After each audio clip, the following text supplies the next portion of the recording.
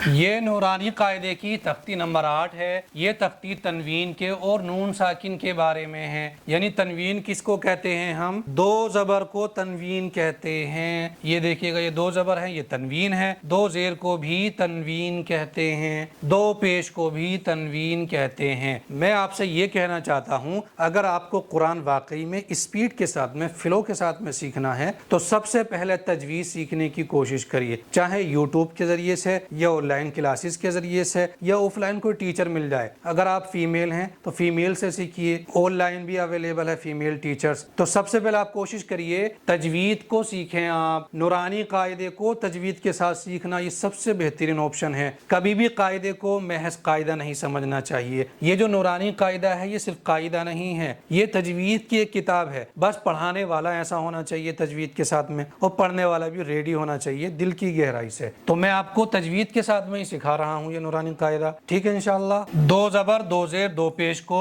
तनवीन कहते हैं, क्योंकि ये तख्ती नंबर 8 है, तनवीन के बारे में है। तो मैंने आपको बता दिया दो ज़बर, दो ज़ेर, दो पेश को तनवीन कहते हैं। दूसरी चीज क्या है? नून साकिन, यानी नून साकिन के बारे में भी है ये तख्ती। नून साकिन किसको कहेंगे? ये हो गया नून, ये हो गया सुकून। इसके ऊपर इसको कहते हैं सुकून। जैसे ही नून के ऊपर ये सुकून लगेगा, नून को कहने लगेंगे नून साकिन। इसी तरह से बा है, ये बा के ऊपर आप सुकून लगा दो तो बा को क्या कहेंगे? बा साकिन। नून पर है तो नून साकिन, बा पर है तो बा साकिन। ये तख्ती तनवीन और नून साकिन के बारे में है, और ये दोनों चीजें हमने अच्छे से समझ ली हैं कि तनवीन किसको कहा जाता है और नून साकिन किसको कहा जाता है। अगली बात क्या है? जिस नून पर सुकून हो उसको नून साकिन कहते हैं, ये हमने समझ लिया है। तनवीन और नून साकिन की आवाज एक जैसी होती है, ये समझने की चीज है। बहुत इंपॉर्टेंट सबक है, इसको ध्यान से सुनिए, पूरा फोकस बना करके रखिएगा। एग्जाम्पल हम दाल का लेंगे। दाल के ऊपर ये दो ज़बर हैं, फिर दूसरा एक और ले लेते हैं दाल का,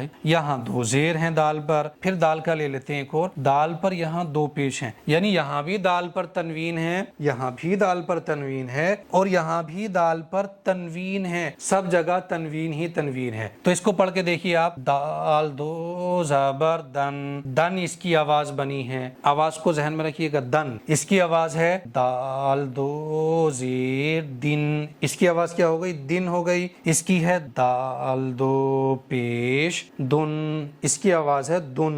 दन, दिन, दुन। अगर आप गौर कर रहे हैं, ध्यान दे रहे हैं, तो इस तनवीन के अंदर भी, इस तनवीन के अंदर भी, इस तनवीन के अंदर भी नून साकिन की आवाज आ रही है। यहाँ देखिए, आप अगर पढ़ते हो ता दो ज़बर तन तो आवाज बन रही है तन, लेकिन आप पढ़ रहे हो ता नून ज़बर तन तो भी आवाज बन रही है तन। तन तन, आवाज में कुछ भी फर्क नहीं है। तो एक चीज हमें समझ में आ रही है, दो ज़बर के अंदर ये जो ऊपर वाला ज़बर होता है ना, ये दो ज़बर है यहाँ पर, ये जो ऊपर वाला ज़बर है ये हकीकत में क्या है? नून साकिन ही तो है। इसको कह रहे हैं दाल दो ज़बर दन, आवाज है दन, लेकिन ये ऊपर वाला ज़बर हटा दो, नून साकिन के साथ में पढ़ दो दाल नून ज़बर दन, यानी दो ज़बर की तनवीन के अंदर नून साकिन छुपा होता है, इसलिए आवाज आ रही है तन, इसलिए यहाँ भी आवाज आ रही है तन। इसी तरह से दो ज़ेर जो होते हैं इनके अंदर भी जो नीचे वाला ज़ेर है, ये ऊपर वाला ज़ेर मान लो, कोई सा भी मान लो, एक ज़ेर नून साकिन है। देखिएगा, ता दो ज़ेर तिन, ता नून ज़ेर तिन, तिन तिन। नीचे वाला जो ज़ेर था ये नून साकिन ही था। जब हमने पढ़ा ता दो ज़ेर तिन तो आवाज हो गई तिन, फिर पढ़ा हमने ता नून ज़ेर तिन, यानी एक ज़ेर रह गया था ना ता पर, दूसरे का बन गया था नून साकिन। तो यहाँ वैसे तो लिखा हुआ है ता नून ज़ेर तिन। तो इस तख्ती के अंदर ये बारीक चीज हमें समझनी है। इसी तरह से दो पेश के अंदर भी एक पेश नून साकिन होता है, इसलिए आवाज हो रही है इसकी ता दो पेश तुन, और एक दूसरे वाले पेश का हम नून साकिन अगर समझ लें, यहाँ बना लें हम, तो फिर यहाँ रह जाएगा एक पेश, दूसरे का बन गया नून साकिन, तो फिर इसी तरह से तो बनेगा ता नून पेश तुन, तुन तुन। तो आगे चार कायदे तजवीद के ऐसे आने वाले हैं जो तनवीन और नून साकिन के ही हैं। तनवीन और नून साकिन के चार बहुत अहम कायदे हैं, हर एक कारी जानता है उसको, और हर एक इंसान को जानना चाहिए। इससे अगला जो सबक होगा हमारा वो उसी कायदे पर होगा, तनवीन और नून साकिन के। इतना हमने समझ لیا ہے, یہاں پر فوکس لے کر کے آئیے گا. یہاں لکھا ہے نا تنوین اور نون ساکن کی آواز ایک جیسی ہوتی ہے. تنوین کی آواز اور نون ساکن کی آواز ایک جیسی ہوتی ہے, کیونکہ نون ساکن تو ہے ہی نون ساکن, اور ہر تنوین کے اندر کیا ہے, نون ساکن چھپا ہوا ہے, جو میں نے آپ کو ابھی سمجھایا ہے. چلیے ہجے کریں گے اس کی ہم. تا دو زبر تن, تا نون زبر تن, تن تن آواز سیم ہے, بس اس پر فوکس کرنا ہے. تا دو زیر تن, تا نون زیر تن, تن تن. تا دو پیش تن, تا نون پیش تن, تن تن. تن تن, تن تن, تن تن. سا دو زبر سن, سا نون زبر سن, سا دو زیر سن, سا نون زیر سن. سا دو پیش سن, سا نون پیش سن. چلیے رما پڑھیں گے. سن سن, سن سن, سن سن. جیم دو زبر جن, جیم نون زبر جن, جیم دو زیر جن, جیم نون زیر جن. جیم دو پیش جن, جیم نون پیش جن. جن جن, جن جن, جن جن. دال دو زبر دن, دال نون زبر دن, دال دو زیر دن, دال نون زیر دن. دال دو پیش دن, دال نون پیش دن. دن دن, دن دن, دن دن. یہاں پر بھی ہم پریکٹس کریں گے اچھے سے, میرے ساتھ ساتھ میں آپ لوگوں کو بھی کہتے رہنا ہے دھیان سے. عین الف زبر آ, دال دو زبر دن, آدن. سین واو زبر سو, حمزہ دو زیر ان, سو ان. اس والے سین کو کھینچنا نہیں ہے, کیونکہ یہ جو واو ہے واو لین ہے, یعنی یہاں پر حرف لین کا قاعدہ بنا ہوا ہے. واو ساکن سے پہلے کبھی بھی زبر آ جاتا ہے کسی بھی حرف پر, تو اس والے واو کو تین چیزوں کا خیال رکھتے ہوئے پڑھنا چاہیے. جلدی پڑھیں گے ایک تو, دوسرا جھٹکے سے نہیں پڑھیں گے, نرمی سے پڑھیں گے, تیسرا معروف پڑھیں گے. تو میں جلدی ہی پڑھ رہا ہوں, جیسے سو ان, قاف زبر قا, را یا زیر ری, قری. با دو پیش بن, قریبن. فا زبر فا, میم نون زبر من, فمن. عادن, سو ان, قریب.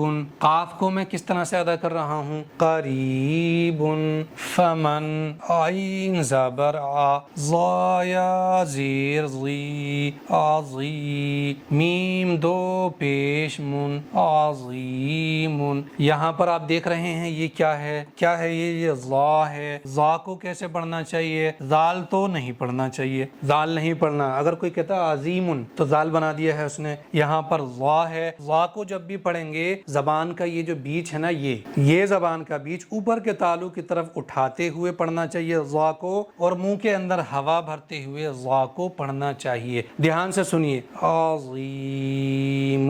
کاف نون پیش کن, میم زبر ما, را زبر را, مرا. ضاد دو پیش ظن, مرضن. را زبر را, سین واو پیش سو, رسو. لام دو پیش لن, رسول. عظیم. کن, مرضن, رسول.